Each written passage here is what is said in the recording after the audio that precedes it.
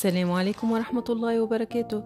اليوم مش نعملوا أكلة تاخد معنا 4 سوايع باش تطيب، أما هيش صعيبة حتى طرف. سيسير عرفتوا على شنو نحكي، هذه هي الملوخية التونسية. نبداو نحطوا في طنجرة 200 ملي زيت قليان، نزيدوا عليهم 6 مغارف كبيرة ملوخية مرحية على نار هادية. نخلطوا المزيج متاعنا حتى نتحصلوا على خليط كما هكا. في نفس الوقت نغليو 1.5 لتر ماء، نزيدوها للخليط متاعنا ونحركه حتى لين يتحل كل الخليط مع بعضه.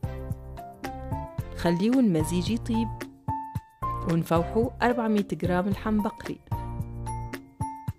نبداو بمغرفة صغيرة ملح، نص مغرفة فلفل أسود، مغرفتين صغار فلفل أحمر، نص مغرفة رند، 4 فصوص ثوم، 2 مغارف كبار طماطم حكة،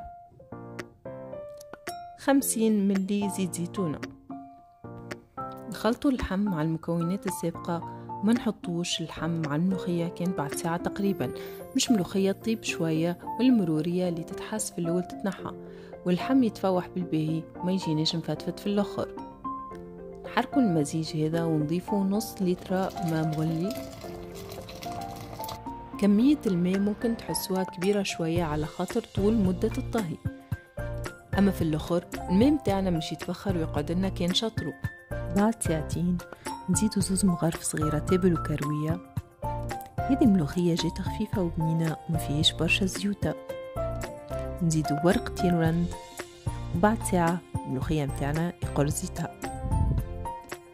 وما نحكي لكمش على الريحة اللي خرجتها ما شاء الله. صحيح مدة الطهي طويلة، أما الملوخية تحب النار الهادية مش تطيب على قاعدة. في نفس الوقت الواحد ينجم يشغل روحه بحاجات أخرى.